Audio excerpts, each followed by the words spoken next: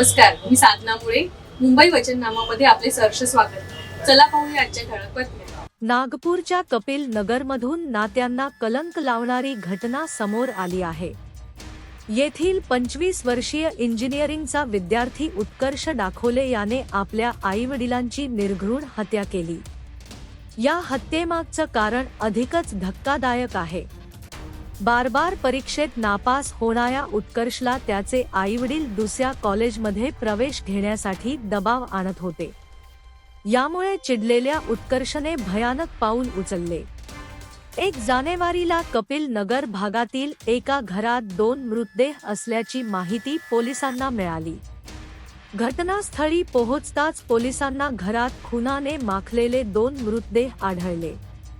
चौकशी दरम्यान आरोपी दुसरा कोणी नसून मृतकांचा मुलगा उत्कर्ष डाखोलेच असल्याचं समोर आलं. 26 डिसेंबर रोजी उत्कर्षने आधी आईचा गळा दाबून खून केला आणि नंतर वडिलांवर चाकूने वार करून त्यांना ठार मारलं. सध्या पोलिसांनी उत्कर्ष डाखोलेला अटक केली असून पुढील तपास सुरू आहे. सर, अपने पुलिस स्टेशन में कपिल नगर पुलिस स्टेशन में एक 2 बॉडी मिली करके से आपको फोन आया, तो उस बॉडी की हत्या है या सुसाइड है? आज सुबह मतलब 1 जनवरी 2025 सुबह 9 बजे करीब हमें 112 नंबर पे कॉल आया था कि एक घर में 2 डेड बॉडीज़ है. तो हमने वहाँ पे जाके चेक किया तो पति पत्नी की डेड बॉडीज़ थी और उनका जो पति है उनका नाम लीलाधर डाखोड़े है और पत्नी जो है अरुणा डाखोड़े है. तो फिर वहाँ पे स्पॉट पे पहुँचने के बाद वहाँ पे खून वगैरह था घर में बहुत सारा. तो प्राइमा फेसी हमें लग रहा था कि यहाँ पे कुछ तो सस्पिशियस है, इसमें कुछ हुआ रहेगा फॉल प्ले. तो ज़्यादा जानकारी लेने के बाद ऐसा पता चला कि उनका जो बेटा है, नाम है उसका उत्कर्ष डाखोड़े, ये 25 साल का है, इंजीनियरिंग का स्टूडेंट है.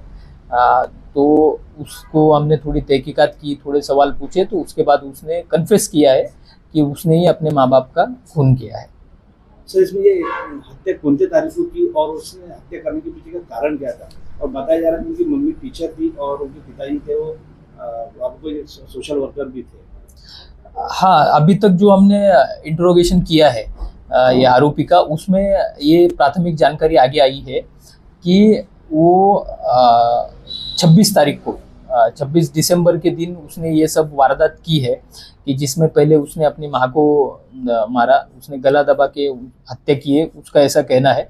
उसके बाद उसके पिताजी बाहर थे उस टाइम पे, वो वापस आए, मतलब माँ को दोपहर के 1 बजे के करीब उसने मारा ऐसे बोल रहा है. उसके बाद पिताजी आए शाम को 5 बजे के करीब, फिर उसके बाद पिताजी को चाकू से स्टैब करके मारा, ये उसका कहना है. और वहाँ पे खून वगैरह भी मिला है, मतलब वहाँ पे स्टैबिंग तो हुई है. और इसमें जैसे कि उसके मतलब जो मृतक है जो लीलाधर डाखोड़े थे, वो कोराडी पावर प्लांट में टेक्नीशियन करके काम करते थे. और उनकी जो अरुणा डाखोड़े है वो एक प्राइमरी टीचर थी. तो ऐसा उनका बैकग्राउंड है. इसका कारण अभी तक तो उसके साथ जितना भी इंट्रोगेट किया उससे ये कारण एक सामने आ रहा है कि वो 6 साल से इंजीनियरिंग में एडमिशन लिया हुआ था, कॉलेज कर रहा था, लेकिन कुछ विषय उसके बैकलॉग रहने के कारण उसके घर वाले बोल रहे थे एक तो हम दूसरे कॉलेज में एडमिशन लेते हैं, दूसरी कोर्स करते हैं ITI वगैरह, लेकिन वो मान नहीं रहा था. तो घर वाले ये भी बोल रहे थे कि तुम खेती वगैरह करो, तुमसे नहीं हो पाएगा. तो उसका गुस्सा उसके मन में था कि मुझे ज़बरदस्ती ये कॉलेज से निकाल रहे हैं. तो उसने थोड़ा प्लान वगैरह करके ही फिर ऐसा किया है.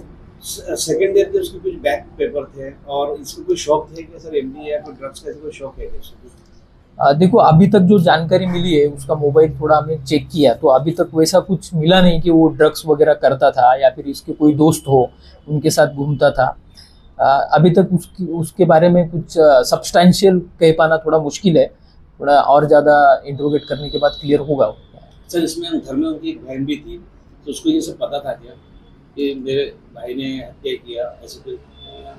हाँ, जैसे कि उसने 26 तारीख को हत्या की है और 1 तारीख को हमें ये सब चीज़ें पता चली, तो बीच में 5 दिन का एक पीरियड गया है.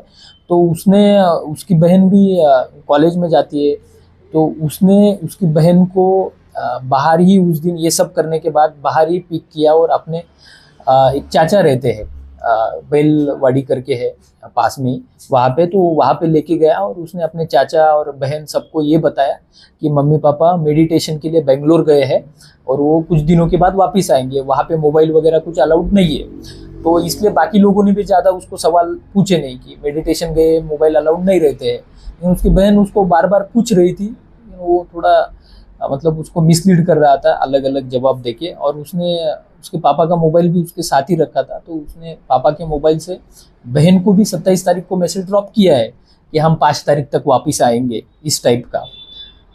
तो वो मैसेज कैसे ड्रॉप किया, कितने बजे ड्रॉप किया, उसकी भी तहकीकात चल रही है।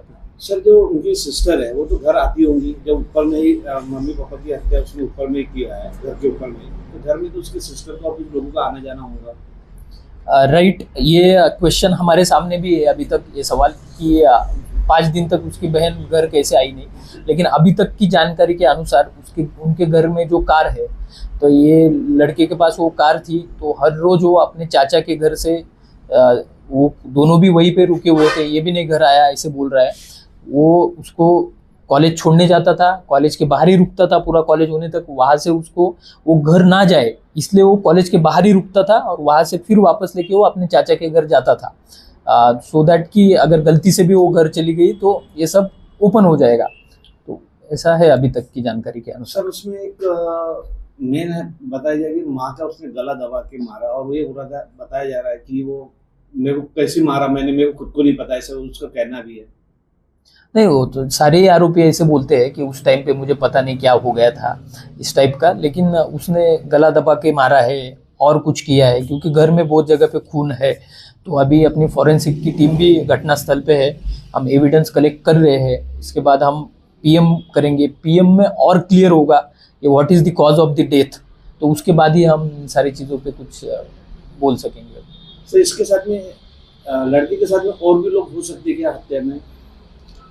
अभी तक तो ऐसा कुछ दिख नहीं रहा है जैसे प्लान किया गया है, और कुछ मोबाइल के मैसेजेस हो गए, या फिर वो घर बाहर से लॉक करना हो गया, फिर उसका अपनी बहन को हर रोज चाचा के यहाँ से लेके जाना छोड़ना हो गया, इस सब से थोड़ा ऐसा लग रहा है कि उसने अकेले ने किया होगा, लेकिन पॉसिबिलिटी कांट बी डिनाइड, तो हम वो सारी चीज़ें उसमें कवर करेंगे।